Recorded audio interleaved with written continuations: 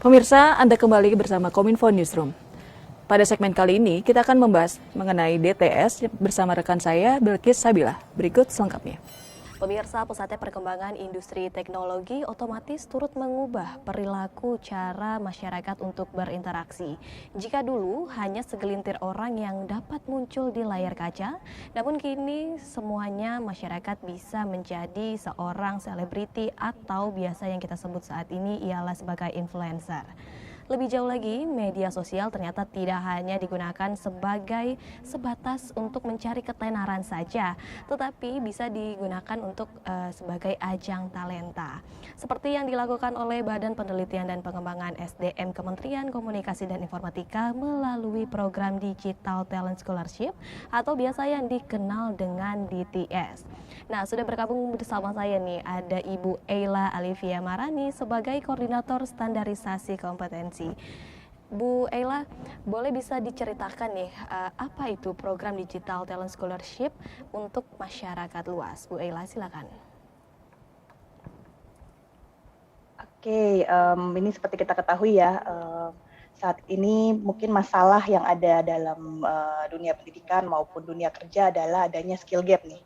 Skill gap antara atau kesenjangan keterampilan di antara lulusan maupun orang-orang yang diterima di dunia industri. Nah, Digital Talent Scholarship ini hadir untuk mengisi kesenjangan di antara hal tersebut. Jadi kita pernah dengar ya, Presiden Jokowi itu 2 tahun lalu kira-kira pernah memberikan arahan untuk percepatan transformasi digital. Salah satunya adalah menyiapkan talenta digital. Nah, bagaimana caranya? Salah satunya adalah dengan menciptakan program Digital Talent Scholarship yang diamanahkan kepada Kementerian Komunikasi dan Informatika, di mana salah satunya adalah di Badan Litbang SDM. Jadi kalau misalkan kita lihat dari penyiapan talenta digital ini, kita menyiapkan beberapa versi. Jadi ada yang untuk pengembangan literasi, ada yang untuk pengembangan kompetensi, dan ada untuk pengembangan kepemimpinan digital. Nah, Digital Talent Scholarship ini hadir untuk pengembangan kompetensi tadi, di mana memberikan pelatihan kepada seluruh lapisan masyarakat, baik dari mulai lulusan SMK, lulusan D3, D4, S1, bahkan sampai ke dunia orang-orang bekerja maupun ibu rumah tangga. Jadi kita memiliki banyak sekali program pelatihan untuk seluruh masyarakat di seluruh Indonesia dari Sabang sampai Merauke. Jadi Digital Talent Scholarship hadir untuk memenuhi atau menciptakan talenta-talenta digital baru untuk memasuki area revolusi industri 4.0 dan sesuai dengan arahan Pak Presiden untuk menciptakan talenta digital. Gitu, Mbak. Ya, Digital Talent Scholarship tadi diperuntukkan berarti betul ya Bu ya untuk masyarakat luas, yang berarti bisa untuk pelajar atau lulusan baru, juga bisa berlaku bagi mungkin masyarakat luar sana yang tengah bekerja seperti itu. Kemudian bentuk dari program atau pelatihan akademi di Digital Talent Scholarship ini seperti apa sih Bu Eila? Oke, nah ini yang tadi seperti saya sampaikan ya, program ini dibuka untuk seluruh lapisan masyarakat. Nah, bagaimana kita membedakannya? Target-targetnya adalah dengan adanya akademi-akademi yang kita bangun di program Digital Talent Scholarship ini. Jadi contoh di tahun 2022 ini kita ditargetkan 200.000 peserta pelatihan. Itu kita bagi ke dalam 7 akademi. Salah satunya adalah misal 1 Fresh Graduate Academy, di mana ini diperuntukkan bagi para lulusan D3, D4, S1 yang belum bekerja, atau misalkan sudah lulus tapi masih nganggur. Nah, kita kasih nih pelatihan kompetensi. Jadi kita kasih pelatihan-pelatihan bidang teknologi, bidang TIK saat ini, misal contohnya kita kasih big data, machine learning, IoT, pemrograman seperti back-end atau front-end, bahkan sampai pelatihan desain grafis, motion grafis, dan lain sebagainya. Jadi seluruh pelatihan-pelatihan terkini kita berikan untuk apa? Untuk memberikan penambahan atau skill atau kompetensi kepada mereka. Dan nggak sampai di situ, kita juga berikan mereka sertifikasi. Jadi sertifikasinya ini baik nasional maupun internasional, global maupun nasional kita berikan. Nah, tadi saya bilang berbagai macam akademi. Di sana kita juga punya akademi lain, seperti kita punya Vocational School Graduate Academy atau VSGA. Nah, itu adalah untuk lulusan SMK atau sekolah-sekolah vokasi, D3, D4 juga bisa di sana. Lalu kita punya nih yang untuk para entrepreneur, Ada kita Digital Entrepreneurship Academy, jadi itu untuk calon-calon entrepreneur maupun ibu rumah tangga nih, ibu rumah tangga mau latihan jualan atau mau menambah uang saku, nah itu bisa ikut nih pelatihan DEA untuk pengembangan skill mereka juga. Lalu kita juga punya namanya Government Transformational Academy atau GTA, nah itu untuk para ASN di seluruh Indonesia. Jadi ya seperti kita ketahui, bahkan kami sendiri di sini, kita sendiri di ASN ini kita butuh ya pelatihan kompetensi untuk meningkatkan skill kita. Nah ini kita berikan kepada seluruh lapisan masyarakat, baik di Pemda maupun KL Pusat. Lalu kita juga punya tematik akademi. Tematik akademi ini kita berikan namanya sesuai dengan namanya ya, tematik. Jadi kita misalkan khusus untuk kita punya pelatihan seperti untuk buruh migran. Jadi memang untuk disediakan untuk buruh migran, atau misalkan nanti ada IoT untuk pertanian, mungkin untuk para petani dan lain sebagainya. Jadi memang benar-benar tematik ya, sesuai dengan target-target yang dibutuhkan. Lalu kita juga punya Professional Academy. Nah, tadi untuk yang dunia kerja, yang sudah bekerja juga jangan khawatir. Kita juga punya program pengembangan kompetensi atau skill ini di Professional Academy. Jadi kalau misalkan kayak mbaknya nih mau ikutan, itu boleh ikut Professional Academy. Atau mungkin nanti teman-teman lain, saya udah bekerja nih, tetap boleh ikut.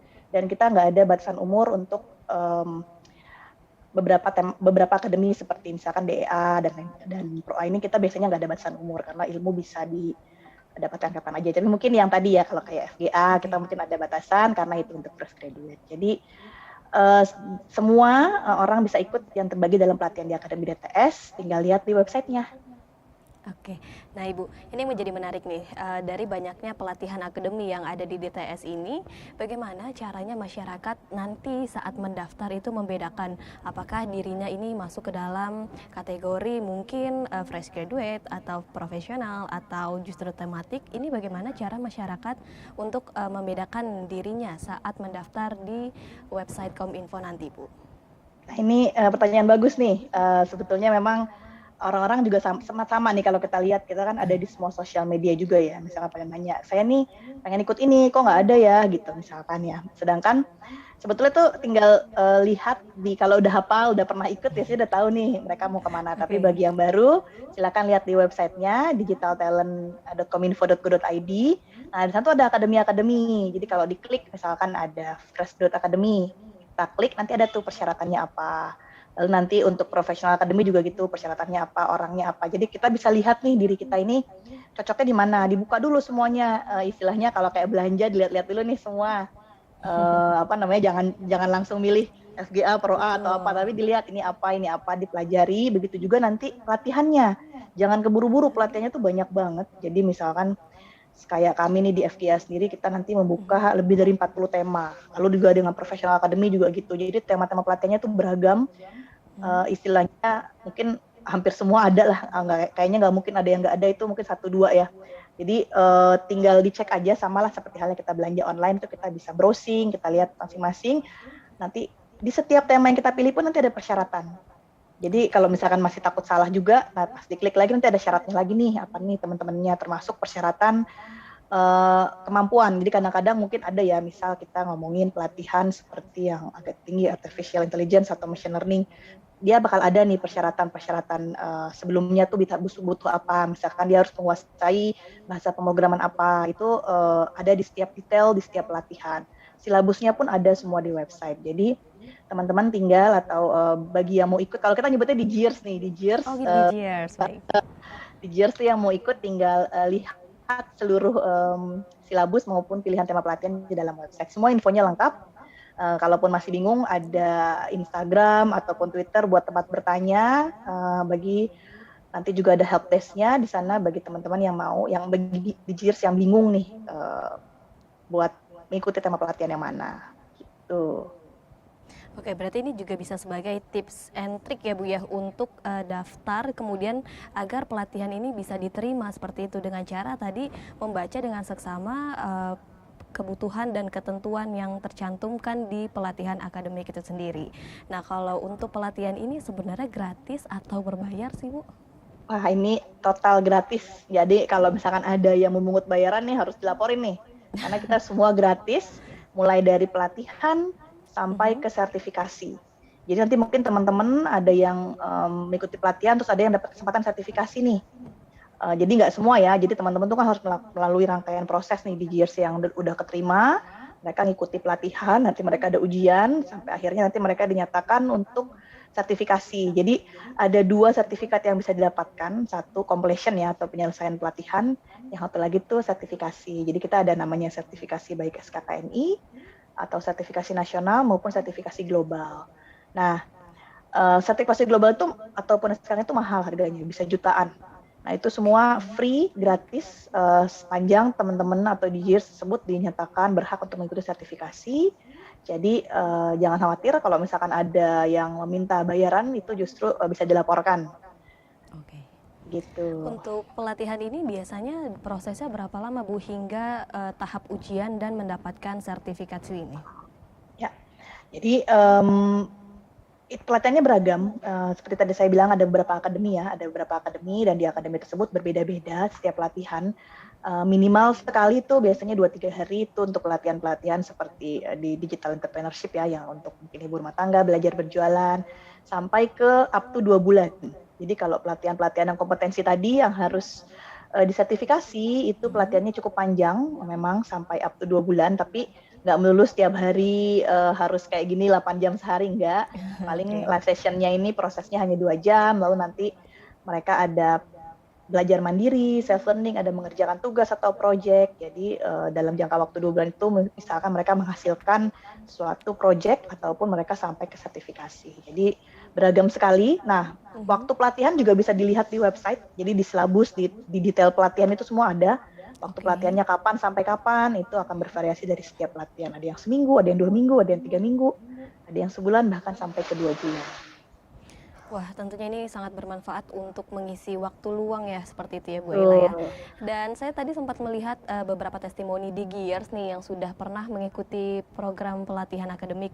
Ada yang mengatakan ini worth to try to at least once, seperti itu. Apakah bagi di GIRS yang sudah pernah mendapatkan kesempatan satu kali ini bisa untuk mendaftarkan dirinya kembali, Bu Ella? Bisa banget. Jadi ini biasanya malah kalau teman-teman yang emang IT geeks nih ya atau yang emang pengejar beasiswa ini biasanya bahkan ikut terus nih tiap tahun. Bahkan setahun kadang-kadang dia ikut berapa kali. Nah, tahun ini juga kita membuka seperti tahun sebelumnya. Jadi bahkan kita bikin PET ya atau jalur pelatihan. Jadi misalkan mereka ikut di batch 1 nih, pelatihannya sifatnya foundation. Nanti di batch 2 kita buka lagi nih pelatihan lanjutannya, intermediate-nya. Batch 3 kita buka lagi nih, misalkan pelatihan untuk yang lebih tingginya atau advance-nya itu bisa diikuti selama di GIRS tersebut menyelesaikan satu pelatihan sebelumnya. Jadi nggak bisa 2 sekaligus nih. Satu selesai baru ikut lagi, itu dalam 1 tahun boleh. Jadi bagi para hunter ya, beasiswa hunter atau mungkin memang haus ilmu, itu silahkan sekali ini dibuka untuk seluruh teman-teman mau mengikuti kembali asal jangan 2. Kenapa? Karena ini cukup sulit pelatihan kompetensi. Jadi seperti halnya belajar ya sekolah. Jadi kalau double-double nanti malah nggak lulus, malah nggak selesai. Jadi harus selesai dulu baru lanjut. Itu Mbak. Betul, kapan lagi ya Bu ya untuk mendapatkan pelatihan seperti les juga ini ya Bu ya, les secara gratis, kemudian bisa mendapatkan training ya, training beasiswa. Training lebih tepatnya ya Bu. Kemudian Ibu, perusahaan multinasional dan nasional mana saja yang menjadi mitra dalam pelatihan DTS Kominfo ini Bu? Oke, nah ini mungkin saya kelas balik dulu nih. DTS ini berdiri atau dilaksanakan sejak tahun 2018 ya, pilot project itu dulu. Kita baru dengan 5 perguruan tinggi bekerja sama dan 1 perusahaan multinasional.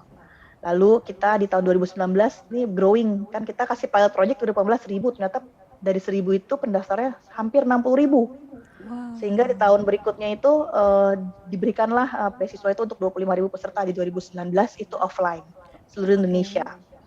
Jadi pelatihan itu dibuka 25.000 peserta secara offline dan kita bekerja sama tentu saja saat 25.000 nambah dong ini perusahaan-perusahaan ataupun mitra lah ya kami. Nah di sana kita multinasional tuh banyak sekali. Ini boleh sebut merek ya berarti ya. Jadi mulai dari Microsoft, dari Google, dari AWS, Red Hat, apalagi ya banyak sekali semuanya deh, Cisco.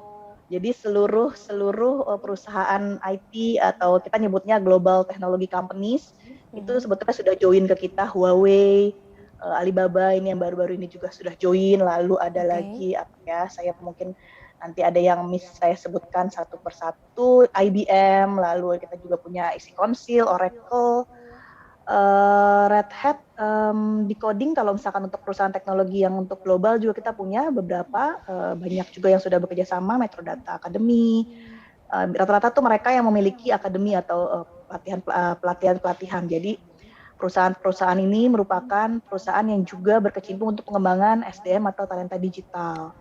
Nah ini yang Oke, baru-baru kita juga bahkan Mastercard Academy juga ada loh, mungkin belum baru pada dengar ya, ini sekarang sudah join juga ke kita. Proget, IBM, Google, kayaknya saya sudah nyebutin semua tuh. Huawei, Oracle, Cisco, AWS.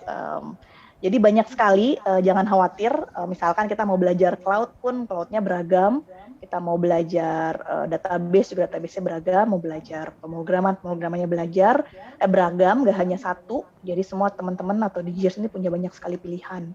Nah, kita juga bekerja sama dengan perguruan tinggi dan politeknik seluruh Indonesia dari Sabang sampai Merauke.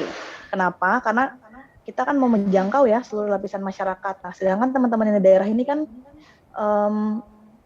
kesempatannya kecil kalau misalkan hanya kita buka di pusat ya, atau di Jakarta atau di kota-kota besar. Sedangkan mungkin yang ada di Palu, ada di Banjarmasin, di mana itu semua mungkin juga butuh pelatihan yang sama. Sehingga kita bekerja sama dengan kampus. Kenapa? Waktu kita masih offline, mereka diajarkan offline. Jadi teman-teman itu di JERS itu bisa datang ke kampus, ada kelasnya seperti halnya belajar ya. Bisa masuk lab kalau misalkan butuh komputer nih, mereka nggak punya nih komputer yang dengan spek cukup tinggi. Nah, itu bisa belajar di kampus. Tapi sayangnya ini kan pandemi ya.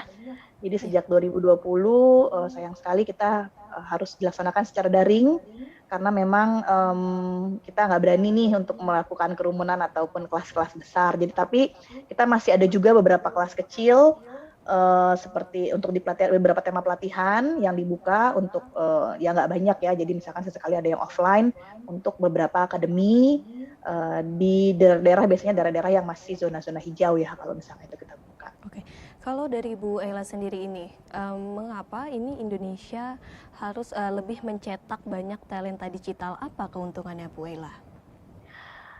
Nah ini menarik sekali ya. Tadi saya sampaikan kalau misalkan kenapa sih talenta digital itu penting. Nah kalau misalkan yang sering dengar nih, kalau misalkan Pak Presiden Jokowi ngomong itu kita harus menciptakan 600.000 talenta digital. Jadi ada studi lah dari yang dikutip oleh World Bank dulu menyatakan kalau dalam 15 tahun ke depan ini Indonesia tuh butuh 9 juta tenaga terampil di bidang TIK. Tenaga terampil itu berarti dia harus talenta digital. Nah dari dasar itulah berarti sekitar 600.000 per tahun harus kita produce nih tenaga terampil di bidang digital ini. Nah ini program DTS inilah salah satunya untuk mendukung kegiatan tersebut. Jadi kalau misalnya kita ketahui mungkin nggak hanya Kominfo yang menyediakan program pelatihan seperti ini, karena kita butuh 600.000 nih, bahkan tahun ini dari sebelumnya yang 1.000, 25.000, tahun berikutnya kita 50.000, lalu 100.000, jadi kita 2 kali lipat terus nih. Tahun ini kita 200.000. Nah 200.000 itu masih jauh dari kebutuhan 600.000 per tahun sebetulnya. Nah ini jadi nggak hanya Kominfo, dan mungkin nanti kementerian lain juga ada yang juga melaksanakan dari Kementerian Tenaga Kerjaan, mungkin Kementerian Bekraf, Pariwisata dan lain sebagainya. Itu juga ada, begitu juga mungkin dibantu oleh industri, karena di sini peran triple helix kita tingkatkan ya. Jadi nggak hanya dari sisi kami di government, tapi juga industri maupun akademisi. Begitu juga di program DTS ini kan, kita ngegandeng industri, kita ngegandeng akademisi, kita juga ngegandeng bahkan sektor privat langsung sebagai pengajar dan lain sebagainya. Jadi memang ini nggak bisa diselesaikan oleh satu pihak. Program ini adalah program banyak pihak. Jadi kita memang meningkatkan peran-peran triple helix seperti itu sehingga menciptakan talenta digital baru. Kenapa penting? Nantinya ke depan mungkin seluruh jenis pekerjaannya akan berganti ya, ada disrupsi ya. Kalau kita lihat dulu penjaga pintu tol kan pakai orang. Sekarang iya, udah pakai otomatis. Nanti kasir juga mungkin seperti di luar nih, sekarang udah mulai langsung pakai otomatis. Nah, udah nggak ada lagi orang yang menjaga. Nah, orangnya kemana? Ya orangnya yang bikin, ya nggak? Yang bikin program tersebut, yang mengembangkan program tersebut. Nah, makanya pelatihan-pelatihan ini muncul ke depannya. Kita nggak hanya sebagai pengguna, mungkin nanti Indonesia juga bisa sebagai pembuat ya, bukan sebagai user, bisa jadi produsen juga. Oke, Bu Ella, ini terakhir nih Bu. Kira-kira ini DTS ini untuk pembukaannya sampai kapan ini Bu? Nah ini saat ini udah dibuka nih, Mbak. Jadi kalau misalkan teman di Gears mau lihat, per tanggal 2 Februari kemarin kita sudah buka pelatihan batch 1, udah ada di FGA, di Fresh Graduate Academy sudah buka, di Professional Academy sudah buka, Digital Entrepreneurship Academy bahkan dari bulan Januari itu udah buka. Dan itu ada offline-nya juga mungkin di beberapa daerah yang masih zona hijau ya, biasanya itu ada, dibuka juga. Lalu kita Government Transformation Academy, GTA juga sudah buka.